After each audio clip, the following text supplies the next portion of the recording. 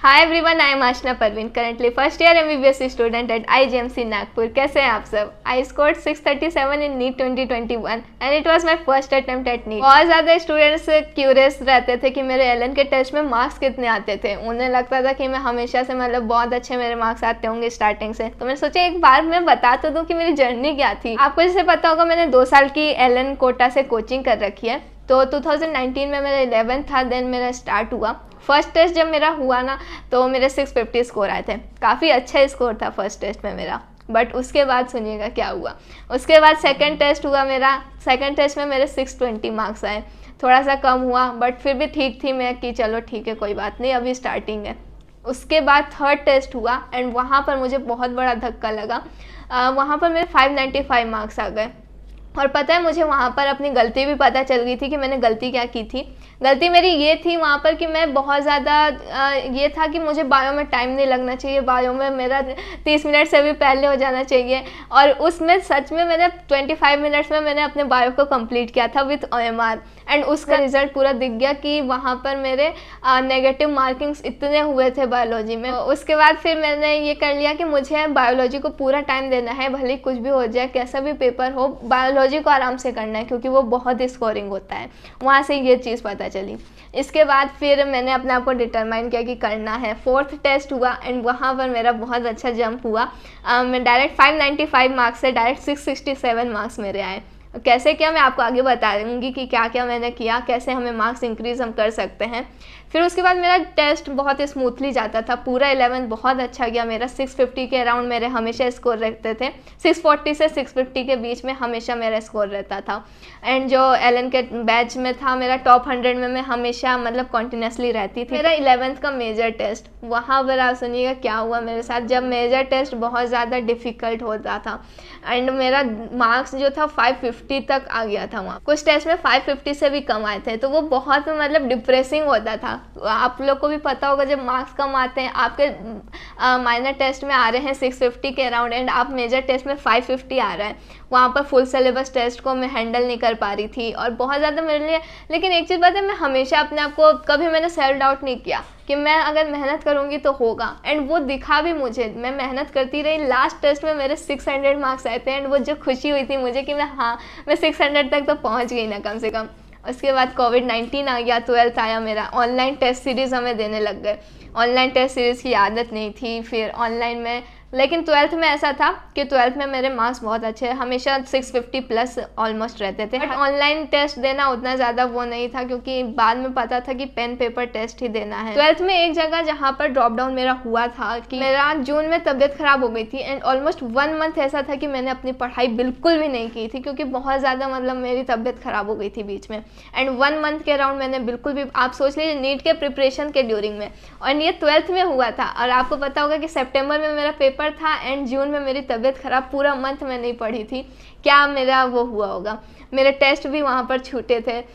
पर फिर उसके बाद फिर मैंने अपने आप को, वही था कि मैंने कभी भी, पता है, मैं उस टाइप के स्टूडेंट थी कि कभी अपने ऊपर सेल्फ डाउट किया ही नहीं कि मैंने अगर मेहनत की है तो वो दिखेगा ना। इसीलिए मैं आपको हमेशा सजेस्ट करती हूँ कि कंसिस्टेंसी रखिए। क्योंकि अगर बीच में आपके साथ, क्योंकि कोई भी नहीं जान रहा कि आपके फ्यूचर में क्या होगा। अगर कभी कुछ बाई चांस, अगर ना होना चाहिए, लेकिन अगर कुछ भी हो भी जाता है तो आप उसे आराम से कवर कर लेंगे। एंड देन इसी वजह से मेरा SRG बैच में जो था सिलेक्शन हो गया 12th में जाके। फिर SRG के हर वीक मेरा टेस्ट रहता था, एवरी वीक। SRG में भी मेरा स्कोर बहुत अच्छा होने लगा धीरे धीरे, जैसे माइनर मेजर में हो रहा था। एंड देन फिर फाइनली मेरा नीट 2021 हुआ। नीट 2021 के दिन मैंने आपको बताया होगा कि मैं बहुत ज़्यादा पैनिक हो गई थी केमिस्ट्री में। लेकिन एट द एंड जो भी हुआ, जैसे भी हुआ, फाइनली मेरे 637 स्कोर नीट में आए।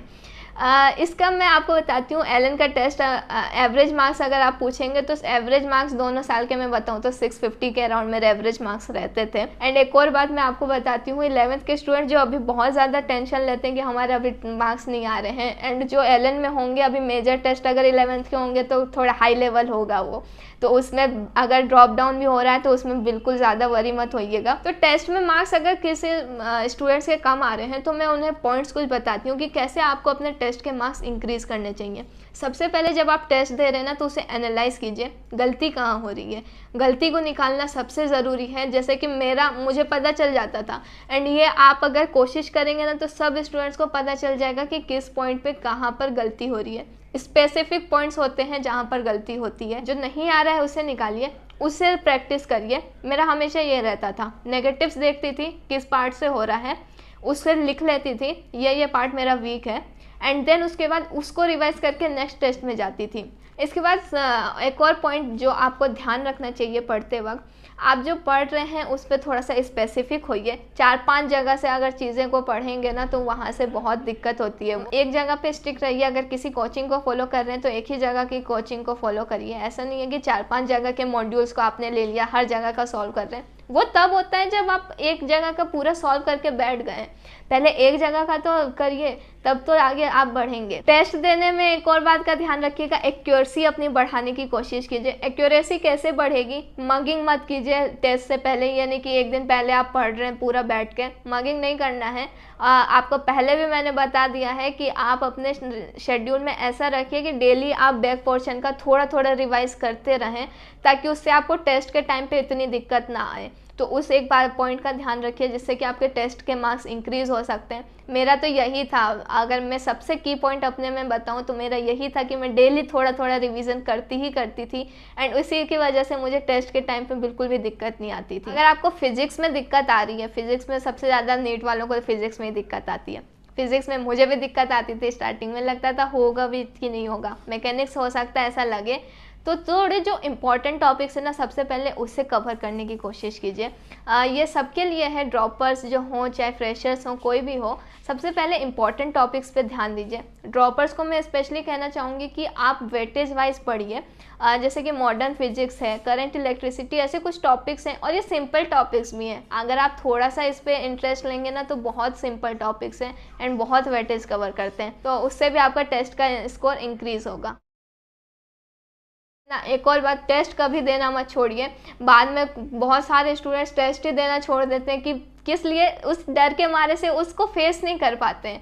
आप आज टेस्ट को अगर फेस नहीं करेंगे तो आप नीट के रिजल्ट को कैसे फेस करेंगे। और इस टेस्ट से क्या हो रहा है, आपका करियर थोड़ी ना इस पर रिलाई कर रहा है, आपका मेन तो नीट का टेस्ट है ना। तो आप लोग ये बात क्यों नहीं समझते हैं कि आपको ये टेस्ट मतलब सिर्फ एज अ सैम्पल पेपर है, ये इससे आपको सीखते हुए जाना है आगे। एक और गोल जो मेरा हमेशा रहता था, मेरे टेस्ट में क्या हो रहा है कुछ भी मुझे कोई फ़र्क नहीं पड़ता था। मेजर टेस्ट में मेरी जो हालत हुई थी, बट फिर भी मैंने अपने आप को हैंडल किया, और मेरा गोल था कि मुझे नीट 2021 तक पहुंचना है कैसे भी। बहुत स्टूडेंट्स बोलते हैं हमारा मन नहीं कर रहा पढ़ने का, हम बोर हो गए हैं, ये तो अपने गोल को सेट रखिए कि मुझे कुछ भी करके आने वाले नीट तक पहुंचना है, मुझे पढ़ना है। तब तक कैसे बोर होंगे आप आगे की अगर लाइफ देखेंगे ना तो कुछ भी बोरियत कुछ नहीं दिखाई देगी सामने। तो ये था मेरे बारे में कि मेरे एलन के टेस्ट में कितने मार्क्स आते थे। आई होप आपको पता चल गया होगा कैसे मैं स्कोर करती थी, क्या क्या मेरे पॉइंट्स थे, मेरा जो मैंने अपने की पॉइंट्स था बता दिया। आगे की वीडियोस में भी मैं आपको नीट के रिलेटेड ऐसी गाइडेंस देती रहूँगी। आई होप आपको ये वीडियो हेल्पफुल रहेगी।